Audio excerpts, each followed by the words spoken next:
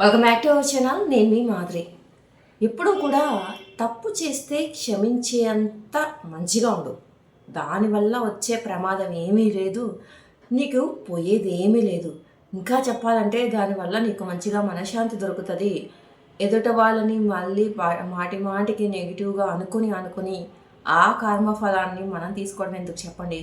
కాబట్టి తప్పు వాళ్ళు చేసినా కానీ మీరు క్షమించేంత మంచి గుణం మీకుంటే క్షమించేసేయండి.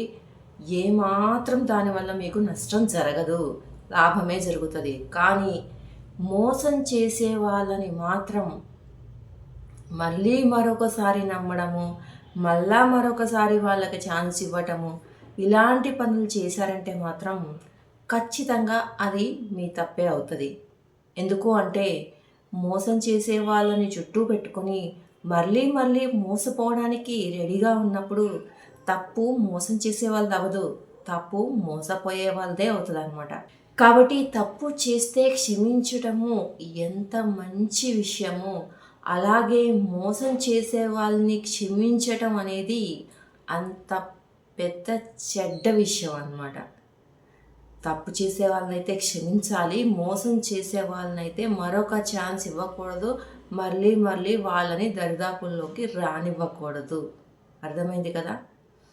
కాబట్టి ఎవరు మంచి వాళ్ళు, ఎవరి తప్పుని క్షమించాలి, ఎవరి మోసాన్ని ఎంతవరకు కట్టడి చేయాలి, తప్ప క్షమించేద్దాము, మోసమా దూరం పెడదాము, జాగ్రత్తగా ఉందాము.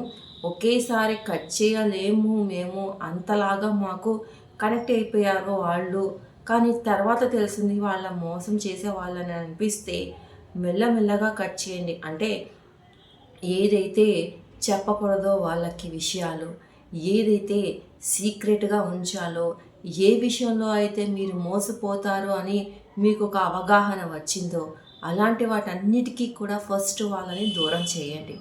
ఆ తర్వాత మెల్లమెల్లగా తగ్గించేసి మీరు వాళ్ళతో ఇంటరాక్షన్ తగ్గింది అని మీకు మీరు ఒక క్లారిటీకి వచ్చిన తర్వాత ఉండగలము, వాళ్ళు మా లైఫ్లో ఉన్నా లేకున్నా మేము ఉండగలమన్న స్ట్రాంగ్నెస్ మీరు తెచ్చుకొని ఫస్ట్ ఆ తర్వాత వాళ్ళని కట్ చేయండి. ఎక్కడ ఉంచాలో అక్కడ ఉంచండి. ఇది ఎవరికి? కట్ చేయలేకపోతున్నాము అని అనుకునే వాళ్ళకి. సింపుల్గా వాళ్ళని ఎట్లయినా దూరం పెట్టగలం ఈజీగా అని అనుకున్న వాళ్ళు ఇమీడియట్గా ఆ పని చేయండి.